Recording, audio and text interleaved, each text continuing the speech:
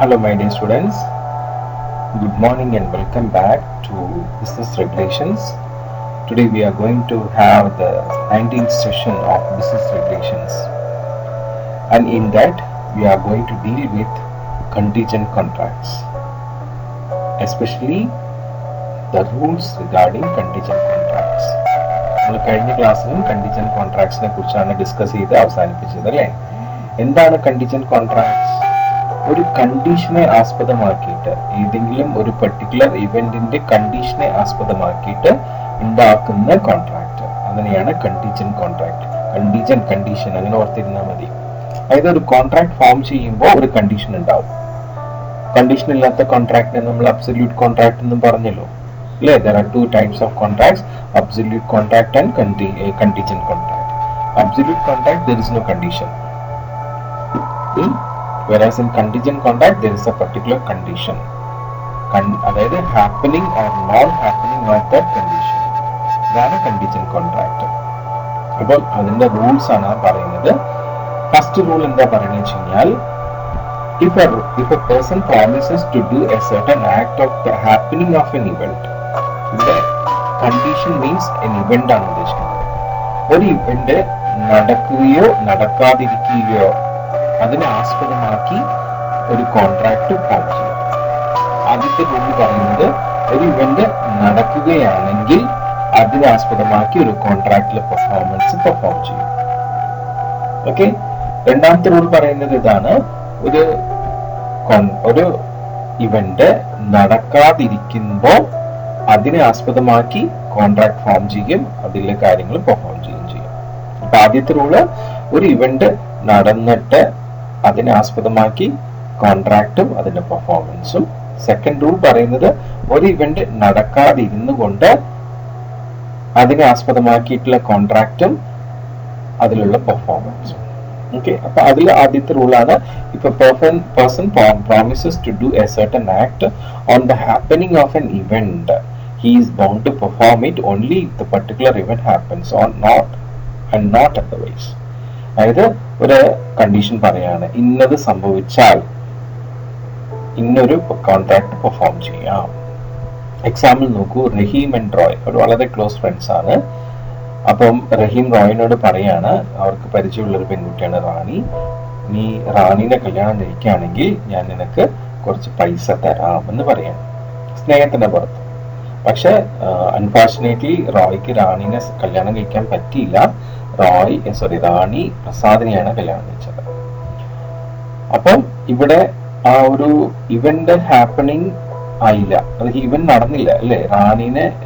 റോയ് റാണിനെ കല്യാണം കഴിച്ചില്ല. അപ്പൊ അതുകൊണ്ട് റഹീമിന് റോയ്ക്ക് പൈസ കൊടുക്കണ്ട. ഫൈൻ. സോ എൻ ഇവന്റ് ഹാപ്പനിങ്ങിനെ ബേസ് ചെയ്തിട്ടാണ് ഒരു കോൺട്രാക്ട് ഫോം ചെയ്തത്. ഓക്കെ. ഇനി സെക്കൻഡ് റൂളില് ഒരു ഇവന്റ് നടക്കില്ല എന്ന് പറഞ്ഞുകൊണ്ട് അതിനെ ബേസ് ചെയ്ത് ഒരു കോൺട്രാക്ട് ഫോം ചെയ്യാണ്. Okay, so if a person makes a promise to do a thing only on the non-happening of a certain event, ഒരു ഇവന്റ് നടക്കാതിരിക്കുകയാണെങ്കിൽ അതിനെ ബേസ് ചെയ്തൊരു കോൺട്രാക്ട് ഫോം ചെയ്യണം, അത് ബേസ് ചെയ്തൊരു promise. Then he is bound to perform it only when the particular event becomes impossible or not believed. For example നോക്കൂ, ശ്യാമും കൃഷ്ണയും. ശ്യാം പറയാണ് കൃഷ്ണയോട്, I will pay some amount if certain ship does not return. ഒരു പ്രത്യേക ship തിരിച്ചു വരാതിരിക്കുകയാണെങ്കിൽ ഞാൻ നിനക്ക് പൈസ തരാൻ പറയുകയാണ്. ആ ഷിപ്പ് മുങ്ങിപ്പോയി, അതുകൊണ്ട് ആ ഷിപ്പിന് ഇനി തിരിച്ചു വരാൻ പറ്റില്ല, അത് ഉറപ്പായി. അപ്പൊ ആ നോൺ ഹാപ്പനിങ് ഇവിടെ സംഭവിച്ചതുകൊണ്ട് കൃഷ്ണയ്ക്ക് എന്ത് ചെയ്യാം? ശ്യാമിന്റെ അടുത്ത് ക്ലെയിം ചെയ്യാം പൈസക്ക്. ഓക്കെ. സോ ആദ്യത്തെ രണ്ട് റൂള് കണ്ടിജന്റ് കോൺട്രാക്ട്സിനെ ബേസ് ചെയ്ത് മനസ്സിലായല്ലോ. ഓക്കെ.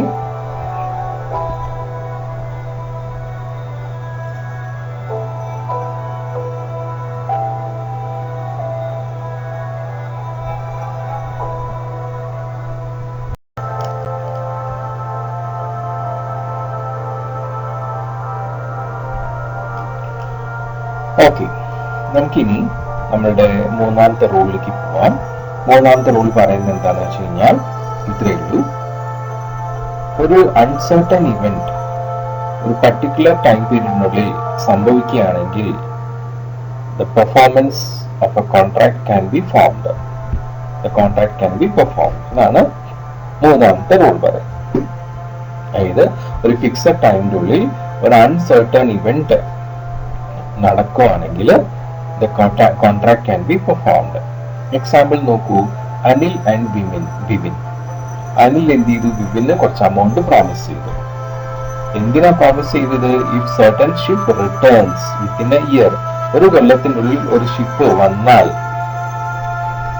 ആ ഷിപ്പ് വരുന്നുള്ള കാര്യം ഇറ്റ് ഇസ് അൺസർട്ടൺ ആണ്. അപ്പൊ ഒരു ഷിപ്പ് ഒരു കൊല്ലത്തിനുള്ളിൽ വന്നാൽ അനിൽ എന്ത് ചെയ്യും? ബിബിന് കുറച്ച് പൈസ കൊടുക്കും. പക്ഷെ ആ ഒരു ഇയർ കഴിഞ്ഞിട്ടും ആ ഷിപ്പ് വന്നില്ല എന്നുണ്ടെങ്കിൽ ഈ കോൺട്രാക്ട് വോയിഡ് ആയി പോയി. ഇനി ആ വിത്തിൻ എ ഇയറിനുള്ളിൽ ആ ഷിപ്പ് സിങ്ക് ചെയ്ത് പോയാൽ പിന്നെ ആ ഷിപ്പിന് തിരിച്ചു വരാനുള്ള സാധ്യതയില്ല. അപ്പോഴും ഈ കോൺട്രാക്ട് എന്തായി? വോയിഡ് ആയിട്ട് പോവാണ്. അതാണ് മൂന്നാമത്തെ റൂൾ. നാലാമത്തെ റൂൾ പറയുന്നത് എന്താണ്?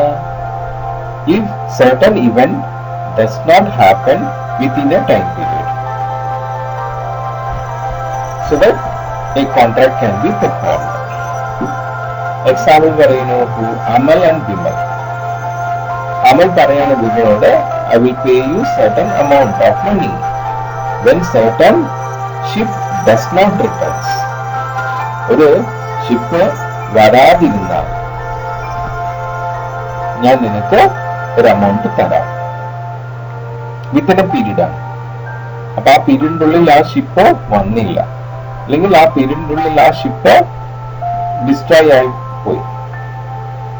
രണ്ടും സംഭവിച്ചാലും അമൽ എന്ത് ചെയ്യണം? ബിമലിന് പേ ചെയ്യണം. ഇതാണ് നാലാമത്തെ റൂൾ. അപ്പൊ 4 റൂൾസ് നമ്മൾ കണ്ടു. ഇതിലെല്ലാം ഓരോ കണ്ടീഷൻസ് ആണ്. ആദ്യത്തെ റൂളിലെ കണ്ടീഷൻ എന്തായിരുന്നു? Happening of an event. രണ്ടാമത്തെ റൂളിലെ കണ്ടീഷൻ എന്തായിരുന്നു? Non happening of an event. മൂന്നാമത്തെ law happening of an uncertain event during a particular time or a fixed period. നാലാമത്തേതോ not happening of an event during a fixed time. Okay, so ഇങ്ങനെയാണ് 4 rules വന്നിട്ടുള്ളത്. Okay,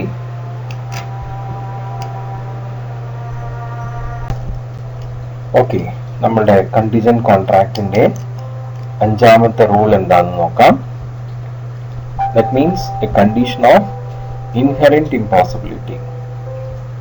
അതായത് ഒരു തുടർച്ചയായിട്ടുള്ള impossibility, ഒരിക്കലും സാധ്യമല്ലാത്ത ഒരു ഇമ്പോസിബിലിറ്റിനെ base ചെയ്ത് അത് നടക്കുമെന്ന് വിശ്വസിച്ച് ബേസ് ചെയ്ത് ഫോം ചെയ്യുന്ന ഒരു കോൺട്രാക്ട്, അത് തീർച്ചയായിട്ടും വോയിഡ് ആണ്.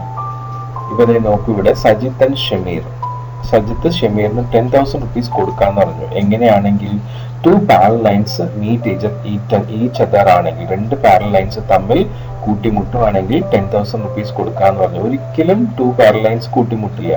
അപ്പൊ അതുകൊണ്ട് ഇതിനെ ആസ്പദമാക്കിയിട്ടുള്ള കണ്ടിജന്റ് കോൺട്രാക്ട് എന്താണ്? വോയിഡ് ആണ്. ഇനി നമുക്ക് നെക്സ്റ്റ് നോക്കാനുള്ളത് difference between wager and contingent contracts.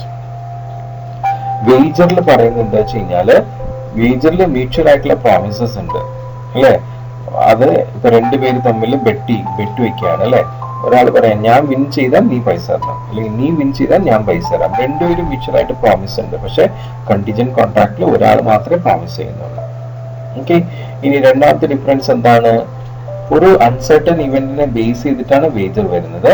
അതിൽ 2 പാർട്ടീസിനും മ്യൂച്വൽ ആയിട്ടുള്ള ഡിഫറെന്റ് വ്യൂസ് ആണ്. ഒരാളത് നടക്കുമെന്നും ഒരാളത് നടക്കില്ല എന്നുമാണ് പറയുന്നത്. ഓക്കെ, അപ്പൊ 2 മ്യൂച്വലി ഡിഫറെന്റ് ആയിട്ടുള്ള വ്യൂസ് ഒരു അൺസർട്ടൺ ഇവന്റിനെ ബേസ് ചെയ്തിട്ടാണ് വേജർ. പക്ഷെ കണ്ടിജന്റ് കോൺട്രാക്റ്റില് ഒരു ഇവന്റ് അത് സർട്ടണോ അൺസർട്ടണോ, അത് ഹാപ്പനിങ്ങോ നോൺ ഹാപ്പനിങ്ങോ ഏതെങ്കിലും ഒരെണ്ണത്തിനെ ബേസ് ചെയ്തിട്ടാണ് കണ്ടിജന്റ് കോൺട്രാക്ട് ഫോം ചെയ്യുന്നത്. ഓക്കെ, ഇനി മൂന്നാമത്തെ ഡിഫറൻസ്, വേജറിൽ 2 പാർട്ടീസും തമ്മിൽ പെർഫോം ചെയ്യാൻ നോക്കുന്നു. കണ്ടിജന്റ് കോൺട്രാക്റ്റിൽ ഒരു പാർട്ടി മാത്രം പെർഫോം ചെയ്യാനുള്ള ഒബ്ലിഗേഷൻ, ബാധ്യതയുള്ളൂ.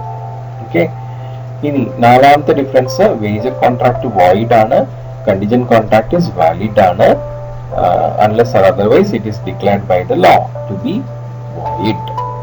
ഇനി അഞ്ചാമത്തെ ഡിഫറൻസ് പറയുന്നത് എന്താണ്? in contingent contract the parties are interested in the occurrence or non-occurrence of the event, whereas in case of wager The parties are not interested in the uncertain event, they are only interested in the money. അല്ലേ? ഇപ്പം കണ്ടീഷനിൽ എന്തെങ്കിലും ഒരു കാര്യം നടക്കോ നടക്കാതിരിക്കുകയോ അതിനെ ആസ്പദമാക്കിയിട്ടാണ് contract ഉണ്ടാവുക. ഇപ്പൊ രണ്ട് പാർട്ടീസും അത് നോക്കിക്കാണും. പക്ഷെ വേജറിൽ പാർട്ടീസ് ഒന്നും അത് അവർ പറഞ്ഞ അൺസർട്ടൻ ഇവന്റ് നോക്കിക്കാണില്ല, അവർ ആ പൈസ മാത്രമേ ഉദ്ദേശിക്കുന്നുള്ളൂ. ഇതാണ് വേജർ ആൻഡ് കണ്ടീജന്റ് കോൺട്രാക്ട് തമ്മിലുള്ള വ്യത്യാസം. ഓക്കെ,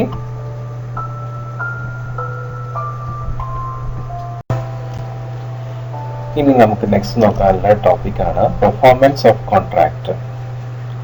എന്താണ് performance of contract? Performance of contract means it consists of doing or causing to be done what the promiser has promised. ഒരു കോൺട്രാക്റ്റിലെ പ്രോമിസർ ഉണ്ട്, പ്രോമിസി ഉണ്ട്.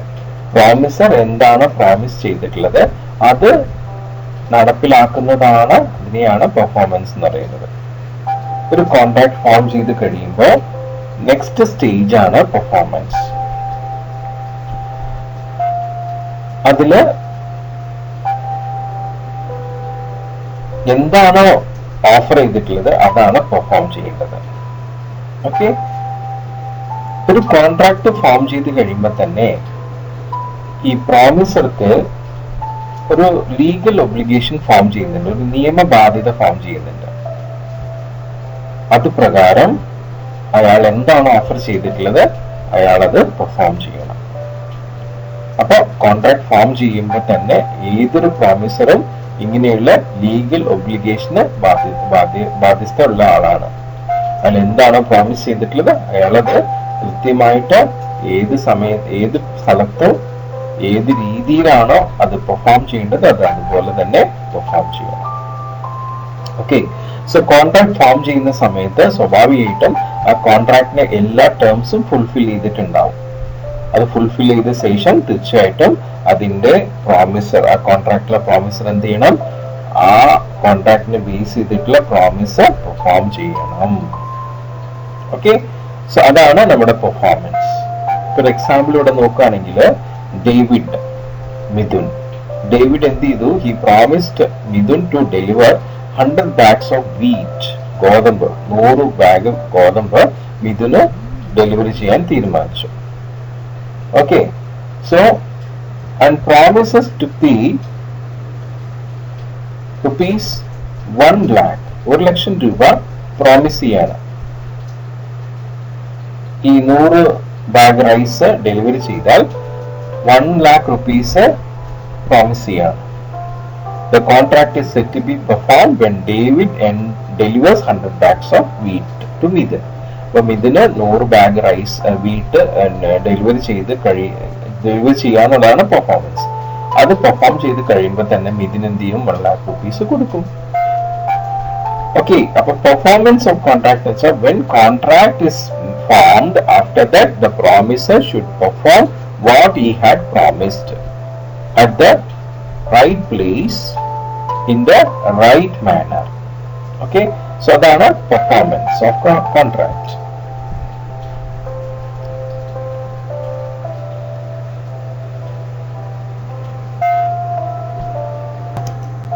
ഓക്കെ, ഇനി നമുക്ക് നമ്മുടെ കോൺട്രാക്ട് ആരാണ് പെർഫോം ചെയ്യേണ്ടത് അതിനെ കുറിച്ചാണ് പറയുന്നത്.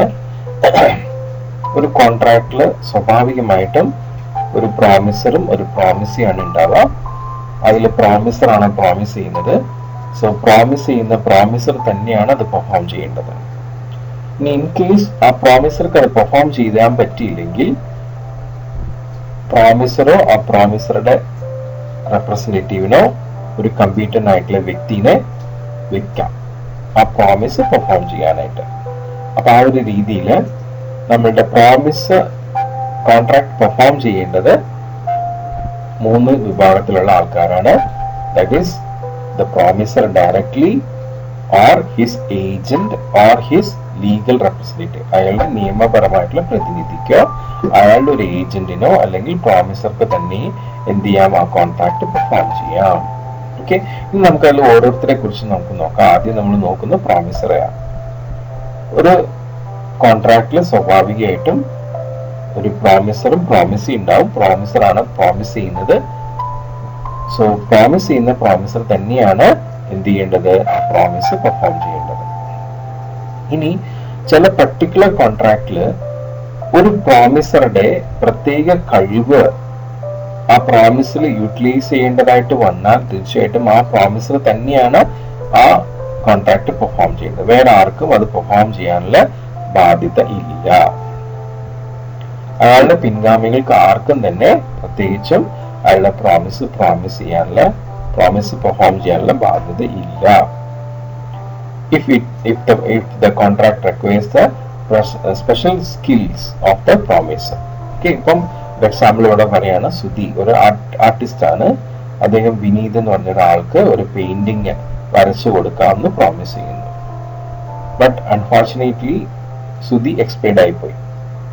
അപ്പം അയാളുടെ പിൻഗാമികൾക്ക് ആർക്കും തന്നെ ഈ ഒരു പടം വരച്ചു കൊടുക്കാൻ, വിനീതിന് ഒരു പടം വരച്ചു കൊടുക്കാനുള്ള ബാധ്യത ഉണ്ടാവുന്നില്ല. ബിക്കോസ് സുധിയുടെ മാത്രം ഒരു പ്രത്യേക കഴിവ് അതിനാവശ്യമുള്ളതാണ്. അപ്പൊ അതുകൊണ്ട് സുധിക്ക് മാത്രമേ ആ ബാധ്യത ഉള്ളൂ, ബാക്കി ആർക്കും അതിന്റെ ബാധ്യത ഇല്ല. ഇപ്പൊ ഇതാണ് പ്രോമിസ്. ഇനി ബാക്കിയുള്ള ഏജന്റിനെ കുറിച്ച്, ലീഗൽ റെപ്രസെന്റേറ്റീവിനെ കുറിച്ച് നമുക്ക് അടുത്ത ക്ലാസ്സിൽ കാണാം.